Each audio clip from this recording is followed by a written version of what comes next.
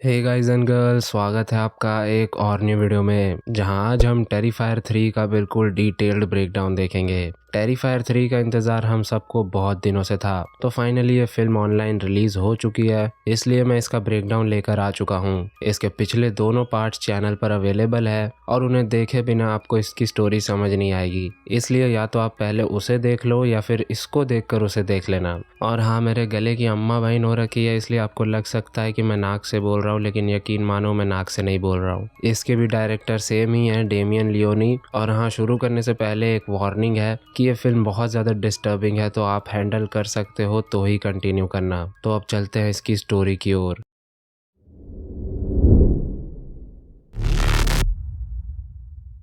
Second part के and में हमने देखा था कि फर्स्ट पार्ट वाली विक्टोरिया ने एक साइकाइट्रिक हॉस्पिटल में आर्ट के सर को जन्म दिया है। बस वहाँ पार्ट 2 खत्म हो गया था। आर्ट और उसका सर एंड तक भी अलग थे। टेरिफायर 3 के शुरू में हमें घर देखते हैं, जिसमें जूलियट नाम की बच्ची को घर में से कुछ आवाजें आ रही थी। वो जाती है अपनी मॉम जेनिफर को उठाने और मॉम से कहती है कि ऊपर सेंटा है, पर मॉम को लगा कि होगा कोई रकून या गिलहरी, इसलिए वो उसे उसके रूम में लेकर जाती है और कहती है कि वो सेंटा नहीं बल्कि उसका कोई एल्फ है जो घर की चेकिंग करने आया है, ताकि उसे पता चल सके कि घर सेंटा के आने के रिक्वायरमेंट्स पूरे करता है या नहीं। जैसे सेंटा की रेनडियर वाली गड्डी छत पर टिकेगी या नहीं, सेंटा चिमनी में फिट आ पाएगा या नहीं, वही सब बहाना देकर उसे सुला रही थी। जूलियट ने बोला कि ठीक है, किचन में उस एल्फ के लिए दूध और कुकीज रख देना। फिर क्या जेनिफर कुकीज और मिल्क रख तो देती है, लेकिन लौटते हुए उसे भी ऊपर से आवाजें आती है और वो देखती है कि घर का मेन डोर खुला हुआ है। उसे लॉक करके वो वापस अपने कमरे में आती है और अपने पति मार्क से कहती है कि तुम फिर से मेन डोर को लॉक करना भूल गए। मार्क ज्यादा कुछ नहीं बोलता और फिर वो दोनों सो जाते हैं। जूलियट को फिर से घर में आवाजें सुनाई देती है और इस बार उसे एक परछाई भी दिखती है। ये देखकर वो अपने भाई टिमी को उठाने जाती है, लेकिन टिमी नहीं उठता, तो वो उसके बिना ही नीचे जाती है और वहाँ उसे और हमें दिखता है सेंटा।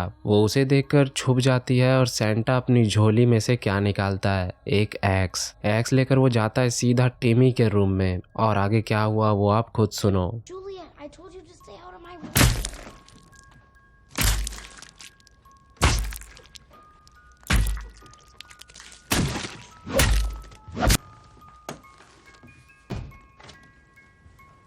टिमी को मारकर सेंटा मॉम डैड के रूम में जाकर डैड की हालत बुरी करता है और जब तक मॉम की नींद खुलती है डैड का बुरा हाल हो चुका था और वो सेंटा और कोई नहीं आर्ट ही था। जेनिफर उससे बचकर भागती है और यहाँ पर आर्ट तगड़ा वाला रेफरेंस देता है द शाइनिंग के आइकॉनिक सीन का। वो भागकर दोनों बच्चों के कमरे में जाती है, लेकिन जूलियट तो वहाँ नहीं थी और टिमी को देखकर उसकी पूरी दुनिया हिल जाती है। फिर आर्ट उसे भगाकर नीचे लाता है और वहाँ यकीन मानो बहुत ब्रूटली उसे मार कर उसकी जान ले लेता है। और आखिर में जेनिफर के कितने हिस्से हुए वो तो आप खुद ही गिन लो। फिर वो शांति से कुकीज खाता है और अच्छे बच्चे की तरह प्लेट धोकर भी रखता है। अब वो जाता उससे पहले उसे कुछ आवाज आती है जो जूलियट से हो गई थी। वो एक कैबिनेट में छुपी हुई थी और आर्ट उसे देखकर हाय कहता है और हमें बस उसकी एक्स दिखाई जाती है, लेकिन ये नहीं दिखाया जाता कि उसने जूलियट को मारा या नहीं। लेकिन आगे एक सीन आने वाला है जिसमें हमें पता चल जाएगा कि उसने जूलियट के साथ क्या किया होगा,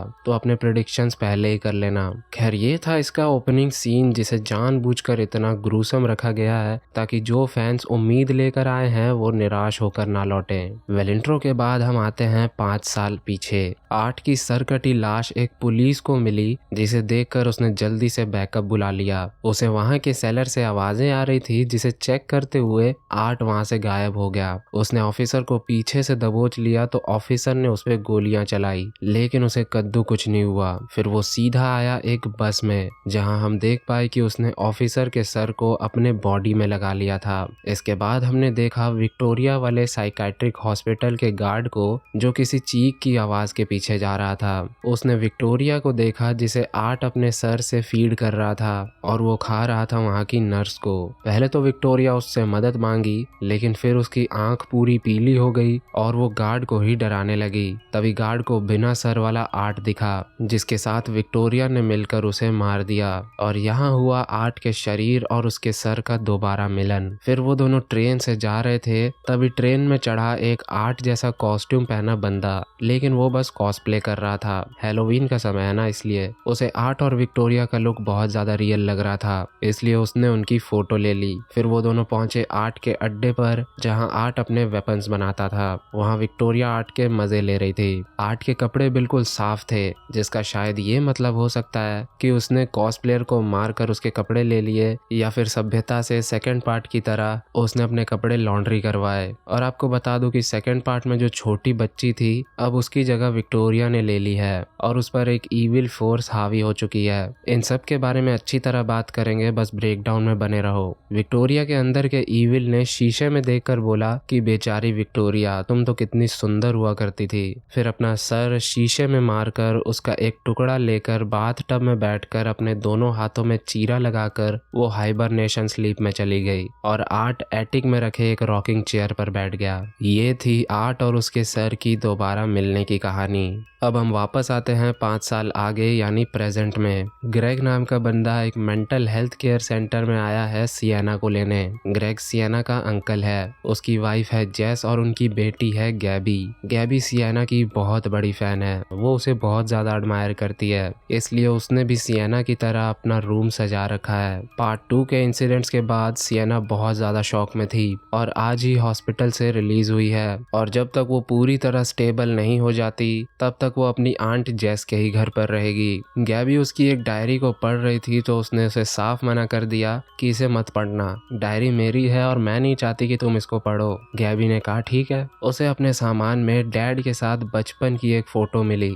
जिसे देखकर उसे डैड के साथ बिताई एक मोमेंट की याद आई, जिसमें वो माइकल यानी अपने डैड से शिकायत कर रही थी कि वो एक लड़की का कैरेक्टर क्यों नहीं बनाते। माइकल किसी ब्लास्टर मैन की कहानी पे काम कर रहा था। उन्होंने बोला कि मैं फ्यूचर में एक फीमेल कैरेक्टर जरूर बनाऊंगा। सिएना वहां से जाने लगी तो उन्होंने उसे रोक लिया, और क्या दिखाया वो मूवी में आगे दिखाया गया है। वहीं आर्ट के महल में 2 वर्कर्स आते हैं जो इस बिल्डिंग को गिराने आए थे, क्योंकि बिल्डिंग काफी सालों से अबैंडन्ड है। वो लोग जगह को एक्सप्लोर कर ही रहे थे कि एक वर्कर को मिली विक्टोरिया और एक को मिला आर्ट। उन दोनों ने आर्ट और विक्टोरिया को जगा दिया और आर्ट और विक्टोरिया ने उन दोनों को सुला दिया। उसके एक हाथ में कील घुसाकर दूसरे को चबाकर एक कटर से उसके स्कैल्प को बीच से चीरकर उसने उसकी पूरी खोपड़ी की चमड़ी ही छील दी। इधर सिएना बाकी तीनों के साथ खाना खा रही थी तो गैबी उसे ही घूर रही थी, क्योंकि उसके चेहरे पर जो स्कार्स हैं वो गैबी को बहुत कूल लगते हैं। हालांकि गैबी को नहीं पता कि वो स्कार्स आर्ट की मेहरबानी है। खैर तभी सिएना को टेबल पर दिखने लगी ब्रूक, जो इसकी फ्रेंड थी और सेकंड पार्ट में आर्ट की विक्टिम थी। वो सिएना से चावल मांग रही थी।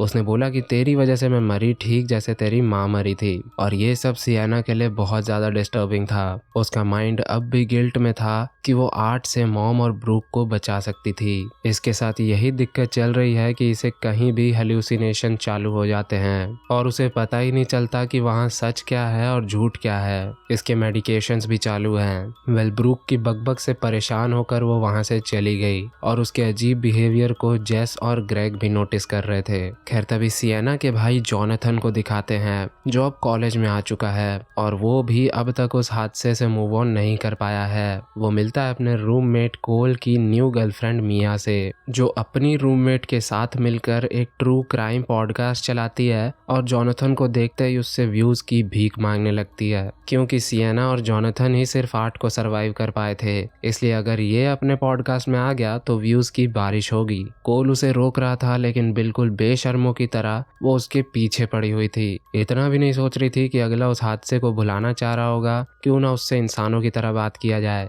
भाड़ में गए तेरे सेंटिमेंट्स और मेंटल हेल्थ। खैर जॉनथन उसे कद्दू भाव नहीं दिया। फिर आर्ट और विक को दिखाते हैं जहां आर्ट एक नया वेपन बना रहा था और विक एक नया कॉस्ट्यूम। आर्ट ने फायर एक्सटिंग्विशर में लिक्विड नाइट्रोजन भरकर एक नया हथियार बनाया, जिसकी टेस्टिंग हुई एक चूहे पर। एनिमल क्रूल्टी की मर्यादा लांघते हुए उसने उस पर लिक्विड नाइट्रोजन डाला और फिर उसके जमने के बाद उसे टेबल पे मार मार कर तोड़ दिया और उसे बाकी चूहों के बीच फेंक दिया उनका खाना बनाकर। इसके बाद वो बाहर और मासूम लोगों को मारने चला गया। और गेस करो उसे कौन दिखा? सिएना नहीं यार, सेंटा क्लॉज। एक बार में एक कस्टमर और बारटेंडर के साथ सेंटा क्लॉज के गेटअप में एक बंदा बैठा हुआ था, जिसे देखकर आर्ट को अपनी आंखों पर विश्वास ही नहीं हो रहा था। वो असली सेंटा था या नहीं ये जानने के लिए उसने सीधा उसकी दाढ़ी खींच दी, लेकिन दाढ़ी असली थी। सेंटा ने कहा कि अगर किसी सेंटा की दाढ़ी नहीं है मतलब वो असली सेंटा है ही नहीं। वेल ऐसे ही वो दोनों एक दूसरे के साथ मस्ती कर रहे थे और आर्ट ने सेंटा की टोपी भी पहन ली थी। सेंटा ने उन सब के लिए एक एक ड्रिंक मंगवाया तो बारटेंडर ने आर्ट से उसकी आईडी मांगी। उसने अपने बैग से आईडी निकाल कर उसे दिया, बोला ले देख, और वो पक्का उसके किसी विक्टिम की आईडी थी। खैर बारटेंडर ने फिर ड्रिंक्स दिए, जिसे पीते ही आर्ट ने उसे सेंटा के मुंह पर थूक दिया क्योंकि उसका टेस्ट उसे अच्छा नहीं लगा। उसके इस हरकत के वजह से सेंटा उससे टोपी वापस लेकर उसे भगा रहा था तो उसने सेंटा की गोद में ही अपना नल खोल दिया। इससे सेंटा और ज्यादा भड़क गया और उन तीनों ने उसे वहां से चले जाने को कहा। वो उसे उसका बैग देते हैं ताकि वो वहां से चला जाए, लेकिन उसने उसमें से एक गन निकालकर बारटेंडर और कस्टमर को ठोक दिया। फिर सेंटा उसे अपनी टोपी और कॉस्ट्यूम देकर उससे अपनी जान की भीख मांग रहा था। और यहाँ पर इन दोनों की एक्टिंग की मैं क्या ही तारीफ करूं, आप मूवी देखोगे तो ही समझ पाओगे।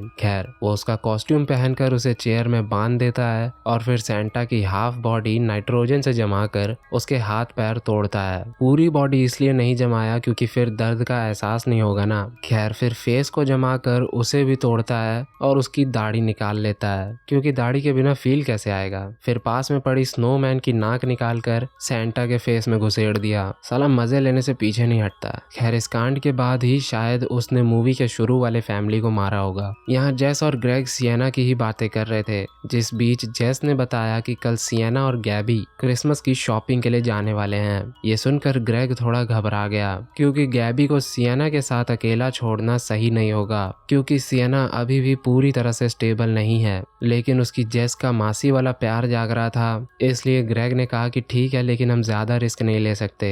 इधर सिएना अपने कमरे में अपनी डायरी में आज का कांड लिख रही थी कि कैसे आज हॉस्पिटल से बाहर पहले दिन ही उसे फिर से विजन्स आने लगे। तभी उसे कुछ खत मिले जो जॉनथन ने तब उसे लिखे थे जब वो हॉस्पिटल में थी। उसमें जॉनथन ने लिखा था कि हमें उस छोटी लड़की को मारना होगा क्योंकि वो एक डीमन है। कोई डीमन जब हमारे वर्ल्ड में आने की कोशिश करता है तो उसे एक पात्र चाहिए होता है जो उसके और इस दुनिया के बीच की ब्रिज का काम करता है। कोई ऐसा बंदा जो हाल ही में मरा हो और जिसने जीवन में कई पाप किए हो, जो बहुत बड़ा दुष्ट, मनहूस और बुरा किस्म का इंसान हो। बेसिकली एक करप्ट, नीच और घटिया इंसान। पर उस डीमन के लिए एक काउंटर पार्ट यानी उसका दुश्मन भी किसी को बनाया जाता है जो उस डीमन को मार सके, और इस केस में वो काउंटर पार्ट है सिएना। जब तक सिएना जिंदा है आर्ट और वो डीमन कमजोर हैं और वो ये जानते हैं। वेल अगले दिन सिएना और गैबी दोनों पहुंचे हुए थे मॉल में जहां कुछ बच्चे सेंटा के साथ फोटोज ले रहे थे और सिएना को वहां दिख जाता है आर्ट, जिसे देखकर सिएना सुन्न पड़ चुकी थी।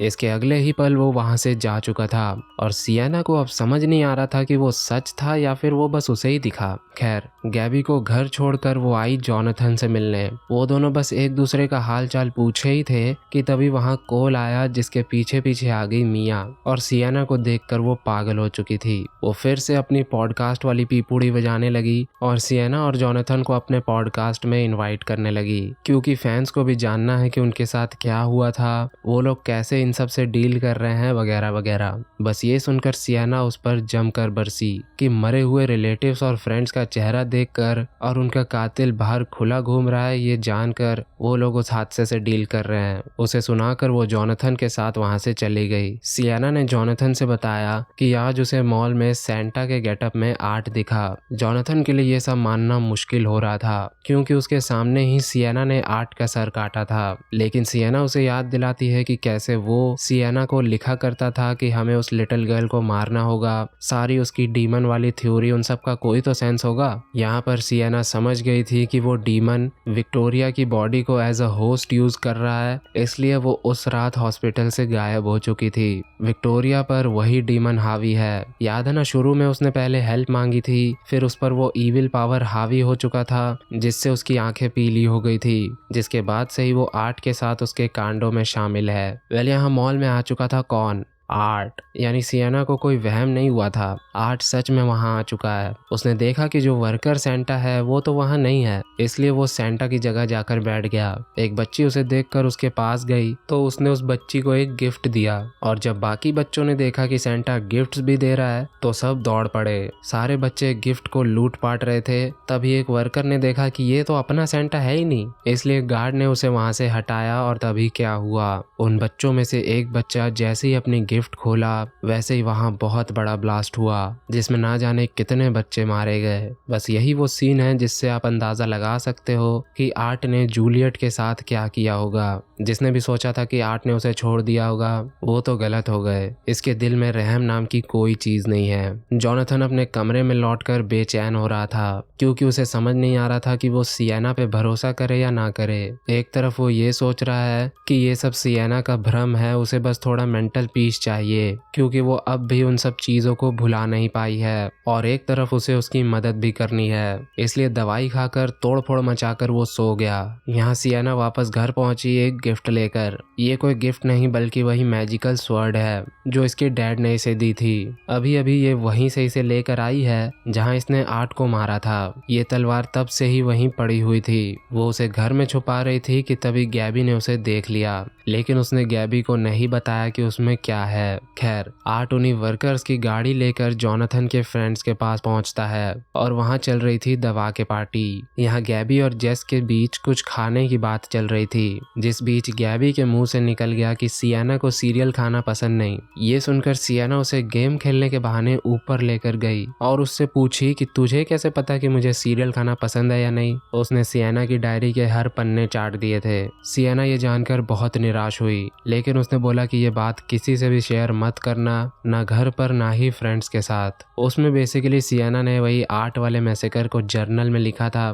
कि उसका और आर्ट का एनकाउंटर कैसा था और क्या क्या आर्ट ने किया था, कैसे उनके दिन जा रहे हैं, वही सब। यहाँ कोल और मिया भी पार्टी में शामिल थे और आर्ट उनके रूम के बाहर ही खड़ा था। मिया सिएना के गुस्सा होने पर कह रही थी कि क्या हो गया, 5 साल पहले की बात को लेकर वो इतनी चिढ़ गई कि ये बात 2 दिन पहले की है। कोल ने कहा कि ये सब ऐसी चीजें हैं जिनसे इंसान कभी नहीं उभर पाता। फिर भी झंड बुद्धि मिया ने कहा कि कितना कूल होगा ऐसे इंसान के साथ बैठना जिसने आर्ट को इतने करीब से देखा हो। मुझे जानना है कि कैसा फील होता है जब उस तरह का इविलनेस तुम्हारे सामने मौजूद होता है, कैसा फील होता है जब वो तुम्हारी आत्मा में झांकता है। ये क्या बक रहे हो माधव?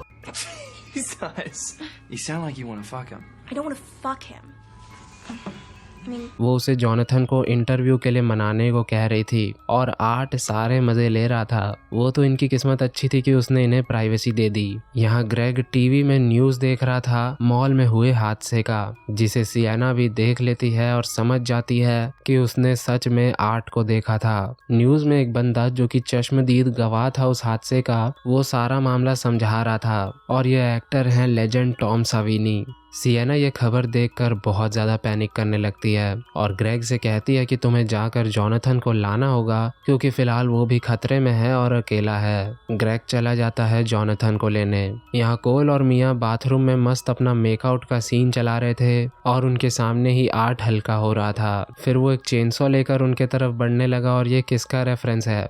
लेदर फेस का। उसने चेनसॉ चलाकर ब्रूटैलिटी की सारी हदें पार करी और मैं बिल्कुल भी डिटेल में नहीं जाऊंगा, बस इतना जान लो कि अब उन दोनों के एक से ज्यादा हिस्से हो चुके हैं और अब वो सांस नहीं ले रहे हैं। मिया इतनी भी बुरी मौत डिजर्व नहीं करती थी, हाँ, लेकिन आर्ट ने उसे वो फील करवाया जो वो करना चाहती थी, उसके प्रेजेंस का खौफ। खैर उन्हें चीर फाड़ कर वो खून पर लेट गया और स्नो वाली हरकत करके चला गया। ग्रेग भी जोनाथन को लेने पहुंच चुका था। वो उसे फोन मिलाता है तो जोनाथन उससे बात तो करता है लेकिन उसकी आवाज काफी बदली हुई सी थी। यहाँ सिएना को सपना आ रहा था डैड का और अब हमें पता चलता है कि डैड ने उसे क्या दिखाया, उसी वॉरियर एंजल के कैरेक्टर की पेंटिंग। उसके हाथ में वही मैजिकल स्वर्ड थी जिससे वो किसी भी बुरे इंसान को मार सकती थी और वो स्वर्ड कभी उसे नुकसान नहीं पहुंचा सकती। उसे देखकर सिएना बहुत खुश हुई और डैड ने कहा कि अब तुम इसका एक नाम रखो। वो जैसे उसे पेंटिंग पकड़ाए तो उन दोनों को झटका सा लगने लगने लगा और सियाना को पार्ट 2 के कुछ सीन्स दिखने लगे थे और कुछ देर बाद मामला शांत हो गया। उसके डैड ने उससे बस इतना कहा कि मैं हमेशा तुम्हारे साथ हूँ। तभी बड़ी सियाना को कुछ और भी दिखा। उसके सामने होली मदर मैरी किसी डीमन को चेन की लीश से पकड़ी हुई थी और वो डीमन शायद उसी वॉरियर एंजल के लिए उसका आर्मर या फिर वेपन बना रहा था। और फाइनली ये देखकर हमें और सियाना को राहत मिली, उसके साथ कोई उससे भी सुपीरियर फोर्स है जो इस लड़ाई में उसका साथ देगी। उसकी नींद खुली और उसे नीचे से ग्रेग और जेस की आवाज आ रही थी और वो दोनों सियाना की ही बात कर रहे थे कि सियाना पूरी पागल हो चुकी है, उसे वापस हॉस्पिटल जाना होगा वरना वो हमारी फैमिली के लिए खतरा साबित हो सकती है। लेकिन उन आवाजों को सुनते हुए वो जब नीचे पहुंची तो उसे कौन दिखा? विक्टोरिया, वो भी फुल ड्रेसअप में। और ग्रेग तो बेचारा दीवार पर लटका दिया गया था, वो भी बिना सर के। उसे देखकर सियाना भागी और आर्ट उसे चेज करके टेबल पर पटक दिया और उसे हैमर से मारकर बेहोश कर दिया।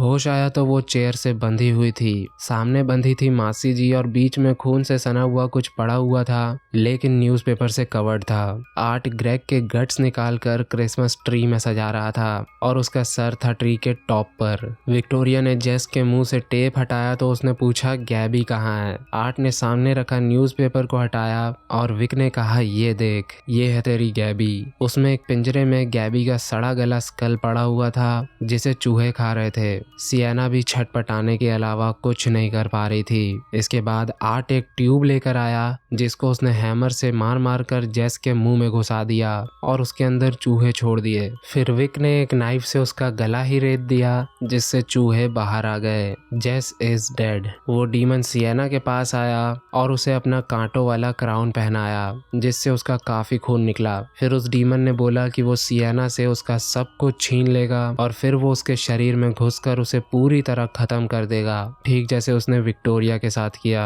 लेकिन उससे पहले उसने एक सच बताया कि ये सर गैबी का नहीं है। तभी आर्ट वहां आया गैबी को लेकर और गैबी की हालत खराब अपनी माँ की डेड बॉडी को देखकर। और यहाँ आर्ट उस स्कल को उठाकर टेबल पर सजा देता है एक चश्मा लगाकर, यानी ये स्कल जॉनथन का है। और यहाँ सारा मामला साफ हो गया। मिया और कोल को मारने के बाद आर्ट और वो डीमन जॉनथन के पास पहुंचे और उसे मार दिए और ग्रेग को मारकर यहाँ ले आए क्योंकि ग्रेग ने जिससे फोन पर बात की थी उसकी आवाज डीमन की तरह थी। फिर वो पहुंचे सीधा यहाँ, जिसके बाद स्टोरी आपके सामने है। जॉनथन मर चुका ये जानकर सियाना और ज्यादा तड़पती है और डीमन उसे रियलाइज कराता है कि उसका सब कुछ जा चुका है, इसलिए अब वो हार मान जाए और उसे उसके बॉडी में आने दे। अगर डीमन उसकी बॉडी को ही हथिया लेगा तो उसका कोई दुश्मन ही नहीं रहेगा ना। एक लौता बंदा जो उसे मार सकता है, अगर उसी की बॉडी पर वो कब्जा कर लेता है तो उसे कोई मार ही नहीं सकता। इसलिए वो खुद को उसकी बॉडी में ट्रांसफर करने की कोशिश करता है। सियाना की भी आंखें पीली हो रही थी लेकिन सियाना ऐसा नहीं होने देती और ये सीन बहुत सही था। अब गैबी ही सिर्फ बची थी जिसके लिए सियाना लड़े, इसलिए उन्होंने गैबी को लपेटा लेकिन गैबी यहाँ खेल गई। उसने बोला कि काश तुम मेरे दिए हुए गिफ्ट को खोल पाती। डीमन ने बोला ऐसा थोड़ी चलता है, गिफ्ट दिया तो खोलना पड़ेगा। गैबी ने जानबूझकर वही गिफ्ट बताया जिसमें स्वॉर्ड था। उसने सियाना के सो जाने के बाद उसे खोल के देख लिया था। सियाना को उसे खोलने का मौका तो मिलता है लेकिन आर्ट पहले उसके हाथ तोड़ता है और फिर जाकर उसके हाथ खोलता है। इसके बावजूद भी वो जैसे तैसे गिफ्ट खोलती है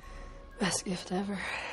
और सीधा तलवार लेकर आर्ट पे हमला करके विक्टोरिया को स्टैब कर देती है। तलवार से उसकी बॉडी हील हो चुकी थी। फिर विक्टोरिया का सर धड़ से अलग करके विक्टोरिया का काम खत्म हो जाता है लेकिन आर्ट चेनसॉ लेकर उस पर चढ़ गया था। इसके बाद उनके बीच काफी ज्यादा एक्शन चलता है लेकिन दोनों के हाथ से वेपन छूट जाने पर आर्ट सियाना का मुंह ग्रेग के पेट में घुसा देता है। लेकिन जैसे तैसे सियाना फिर से तलवार उठाकर आर्ट को स्टैब करने में कामयाब हो जाती है। वहीं गैबी देखती है कि विक्टोरिया की बॉडी सड़ रही थी और उससे धुआं निकल रहा था। बस इतना ही नहीं, उससे वो जमीन ही पूरी गल गई और हेल का पोर्टल ओपन हो चुका था जिसमें गैबी भी गिर गई। अब सियाना उसे बचाने जाए या आर्ट को मारे। उसे बचाने के लिए उसने अपना हाथ बढ़ाया लेकिन हाथ नहीं पहुंचा। फिर अपना तलवार भी बढ़ाया जिसे गैबी ने पकड़ भी लिया था लेकिन सियाना से तलवार छूट गई और गैबी गई सीधा नर्क में तलवार के साथ। लेकिन वो अभी मरी नहीं है, वो वापस आएगी जरूर क्योंकि सियाना ने कहा कि मैं तुम्हें खोज लूंगी। आर्ट भी वहां से छू मंतर हो चुका था, बची थी बस उसकी टोपी। सियाना ने क्राउन हटाया और हाथ को देखा तो वो हील हो रहे थे क्योंकि वो तलवार उसे नुकसान नहीं पहुंचा सकती। वेलाट एक बस स्टॉप के बाहर बैठा था। जो बस उसके लिए आ रही थी उस बस में एक लेडी एक बुक पढ़ रही थी जिसका नाम था द नाइन्थ सर्कल। ये उसी शॉट का नाम है जिसमें आर्ट द क्लाउन सबसे पहली बार अपीयर हुआ था। बस स्टॉप पर आर्ट बस पर चढ़ा और वो बिल्कुल बेजान अधमरा सा बैठा हुआ था। अचानक उसने आंखें खोली और भोंपू बजाकर ये फिल्म खत्म हो गई। तो पिछले पार्ट की तरह इसने भी काफी कुछ दिखाया लेकिन उससे ज्यादा चीजें खुली छोड़ दी। बात करते हैं कि स्टोरी में हमें क्या क्या नया जानने को मिला। तो आर्ट तो एक सुपरनैचुरल बीइंग था ही, इसलिए उसने फिर से अपना सर जोड़ लिया और दोबारा किलिंग के लिए रेडी हो गया। और इस बार उसके साथ थी विक्टोरिया या कहो वो डीमन। अभी डीमन वाला कुछ न्यू ऐड हुआ है और बहुत से लोगों के मन में ये सवाल होगा कि उस छोटी बच्ची का क्या हुआ जो सेकंड पार्ट में थी। तो शायद वो डीमन जो धरती पर आना चाहता है वो आर्ट के किसी भी विक्टिम का रूप ले सकता है, क्योंकि हमने सेकंड पार्ट के एंड में देखा था कि सिएना को उसकी मॉम भी दिखी थी लेकिन मरने के बाद, और वो एक इविल एंटिटी थी। तो वो बच्ची और कोई नहीं बल्कि वो डीमन ही थी, इसलिए जॉनथन सिएना से उसे खत्म करने को कहता है। थर्ड पार्ट में उस डीमन ने विक्टोरिया की बॉडी को यूज करना शुरू कर दिया, इसलिए वो बच्ची नहीं दिखी। हालांकि विक्टोरिया भी लास्ट में मारी गई। इसका मतलब अब वो और किसी की बॉडी को ढूंढेगा और अपना काम जारी रखेगा, क्योंकि बोला जा रहा है कि इसके और 2 पार्ट्स आएंगे, जिससे साफ हो जाता है कि इतने सारे सवाल अनआंसर्ड क्यों छोड़े गए। आगे के पार्ट्स देखने के लिए चैनल को सब्सक्राइब करके बेल आइकन को ऑल पर सेट कर लेना ताकि आप उसे मिस ना कर सको। गैवी भी आगे जाकर एक इम्पोर्टेंट कैरेक्टर होगी ऐसा लग रहा है मुझे, क्योंकि तलवार उसी के पास है जिसके बिना आर्ट को नहीं मारा जा सकता। और मुझे लगता है कि जॉनथन को भी ये लोग इतनी जल्दी नहीं मारने वाले। अभी कुछ नहीं कह सकते कि उसे मार दिया गया है या नहीं। हाँ, ये जानना दिलचस्प होगा कि बिना तलवार के सिएना कैसे बचेगी अगर कभी आर्ट ने उस पर हमला कर दिया तो। बाकी सिएना के डैड और वो डीमन और वॉरियर एंजल इन सब के बारे में भी हमें कुछ ज्यादा नहीं बताया गया। उम्मीद है अगले पार्ट में कुछ पता चले। खैर, $2 मिलियन के बजट में बनी इस फिल्म ने अब तक 50 मिलियन से ज्यादा की कमाई कर ली है, यानी पैसों में कोई कमी नहीं होने वाली। खैर, आपका कोई सवाल हो तो आप कमेंट्स में पूछ लेना, और मुझे मूवी में जो भी बड़े छोटे रेफरेंस दिखे वो मैंने आपको बता दिए, और मुझसे कोई भी गलती हुई हो तो उसके लिए मैं पहले ही सॉरी हूँ। बाकी वीडियो पसंद आई है तो सब्सक्राइब करना मत भूलना। मैं आपका हॉरर होस्ट एंड घोस्ट आपसे किसी न्यू वीडियो में मिलूंगा, तब तक के लिए बाय बाय।